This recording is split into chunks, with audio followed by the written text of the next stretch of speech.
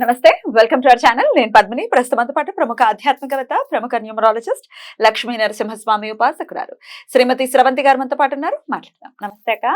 నమస్తే పద్మిని. అక్క, బోర్డు మీద చాలా బ్యూటిఫుల్ గా ఏదో రాశారు.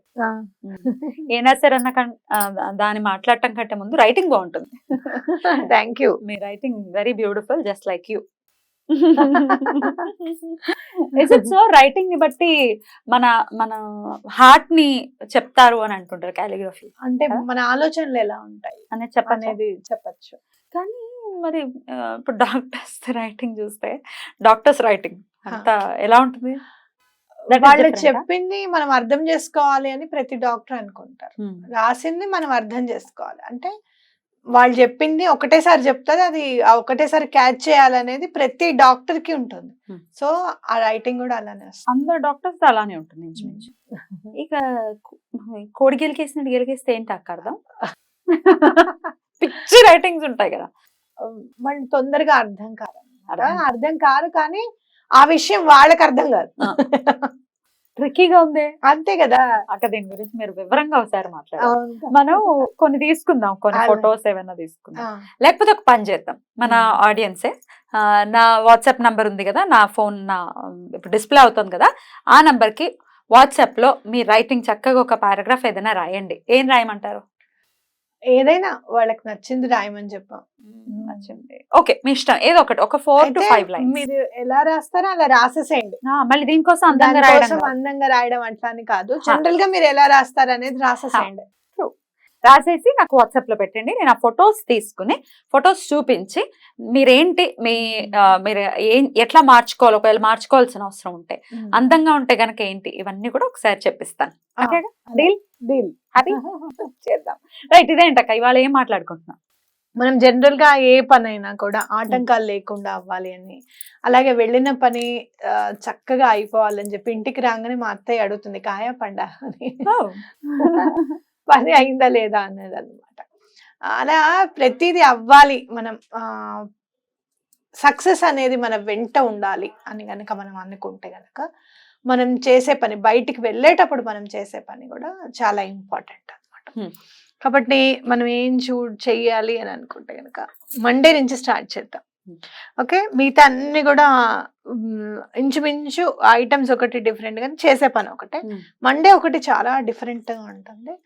మండే రోజు మీరు ఏం చేయాలి అంటే, అద్దంలో మిమ్మల్ని మీరు చూసుకొని సంతోషంగా ఇవాళ పని అవుతుంది, నాకు నమ్మకం ఉంది అని అనుకొని, నువ్వు చాలా బాగున్నావు అని చెప్పి నీకు నువ్వు కాంప్లిమెంట్ ఇచ్చుకోవాలి. ఫస్ట్ ఎవరికి ఇస్తున్నావు ఆ కాంప్లిమెంట్ అంటే, బాగుండడం అంటే అందంగా ఉండడం పైకి ఉన్నది కాదు, మానసికంగా నువ్వు ఎంత కల్మషం లేకుండా ఉన్నావు, నీ మనసు ఎంత ప్రశాంతంగా ఉంది, నీ మనసు ఎంత చక్కగా నిర్మలంగా ఉంది అనేది ఇంపార్టెంట్.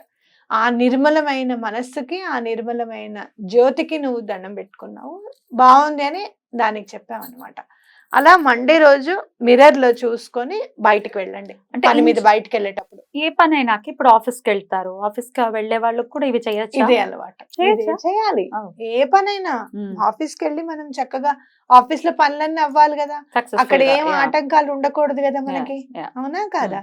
కాబట్టి అలా చేసుకోవాలి. మండే రోజు అద్దంలో చూసుకొని మీకు మీరు పని అవుతుంది, సంతోషంగా ఉన్నాను ఇవాళ నేను అనుకుని, చాలా బాగున్నా అనుకుని చెప్పి వెళ్ళండి. అలాగే నెక్స్ట్ ట్యూస్డే రోజు బెల్లం తిని వెళ్ళండి.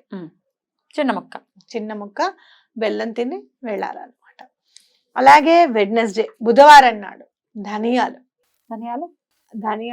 కొంచెం నోట్లో వేసుకుని వెళ్ళండి. ఒక 5 ధనియాలు ఇలా ఎన్ని చిటికకి ఎన్ని వస్తే అన్ని తీసుకొని అలా నోట్లో వేసుకొని వెళ్ళిపోండి. అలాగే గురువారం రోజు జీలకర్ర నోట్లో వేసుకొని వెళ్ళండి చక్కగా. అలాగే ఫ్రైడే పెరుగు ప్లస్ పంచదార కలిపి తిని వెళ్ళండి.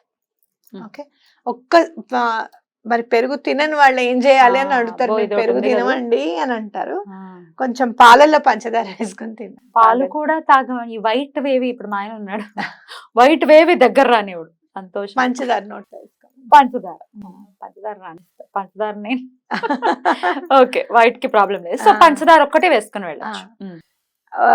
కాకపోతే పెరుగు పంచదార వేసుకుంటే చాలా మంచిది. తినేవాళ్ళు Yeah. కంపల్సరీ అదే పని చేయడానికి ప్రయత్నం చేయండి. ఓకే. అలాగే శనివారం నాడు అల్లం ముక్క, ఇంత అల్లం ముక్క నోట్లో వేసుకొని వెళ్ళడం అనేది చాలా ఇంపార్టెంట్. ఘాటుగా ఉంటుంది అది అంటారు. ఇంత చిన్న ముక్క ఎంత ఘాటు ఉంటుంది. మనం తినే భోజనాల్లో ఉన్నంత కారంగా ఉండదుగా, బిర్యానీలు అంత ఘాటు ఉండదు. ఉండదు.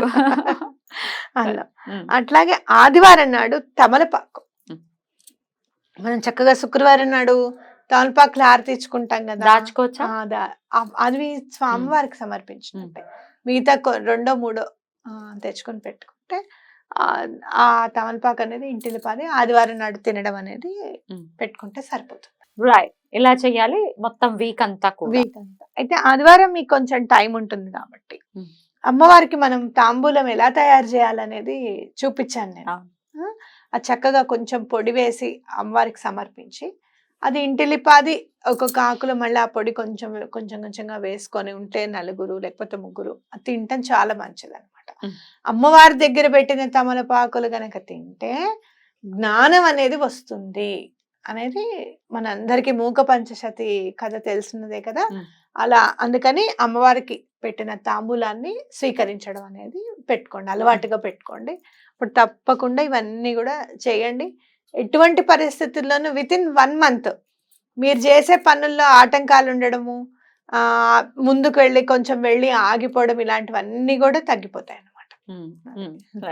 బ్యూటిఫుల్ అక్క. డెఫినెట్ గా ఈ ఆటంకాలు ఉన్నాయి అని చెప్పే వాళ్ళే ఎక్కువగా ఉన్నారు కాబట్టి ఒక్కసారి ట్రై చేసి, సో ఇది డైలీ కూడా చేసుకోవచ్చు అని చెప్పారు కాబట్టి ఎన్నాళ్ళు ఇది ఇలా కంటిన్యూగా చేయడమే. ఈ రోజుకి నేను ఏది మర్చిపోయినా గానీ మండే రోజు మిర్రర్ చూడడం మాత్రం మర్చిపోను. ఎటువంటి పరిస్థితుల్లోనూ చేస్తాను ఆ పని. అయితే మీకు ఏమైనా డయాబెటీస్ ఉంది అంటే గనక పెరుగు ఒక్కటే తినండి, పంచదార మాత్రం వేసుకోకండి. అప్పుడు వేసుకోమన్నారు కదా అని వేసుకోకండి. లేదు అంటే కనుక ఎవరైనా కానీ పంచదార తినడం మంచిది కాదు అని చెప్తున్నారు కదా ఇప్పుడు. ఇదివరకు శర్కరము ఉంది అని అంటే ఆ శర్కరం వేరు, ఈ చక్కెర వేరు ఇప్పుడు. అవును, అవునా కాదా? కాబట్టి కొద్దిగా ఇట్లా ఎంత వస్తే ఎంత చిటికంత అలా వేసుకొని, ఏదో ఒక్క రేణు వేసుకున్న చాలు, అలా వేసుకొని తినండి. ఇది శాస్త్రానికి అన్నట్టు. తప్పకుండా అక్క, చాలా బ్యూటిఫుల్ గా ఎక్స్ప్లెయిన్ చేశారు. డెఫినెట్ గా రకరకాల ఇబ్బందుల్ని ఫేస్ చేస్తూ మేము ఏ పనికి వెళ్తున్నా అవ్వట్లేదు, మరీ ఇంపార్టెంట్ పనులు అయితే ఖచ్చితంగా చేయాల్సిన అవసరం ఉంది. ఇది చేసుకుని చక్కగా ఒక్కసారి ట్రై చేసి డెఫినెట్ గా వాళ్ళ ఇబ్బందుల నుంచి బయటపడాలి. చాలా బాగుంది అక్క, ఒక టైం టేబుల్ లాగా. బ్యూటిఫుల్ అక్క, thank you so very much. నమస్తే.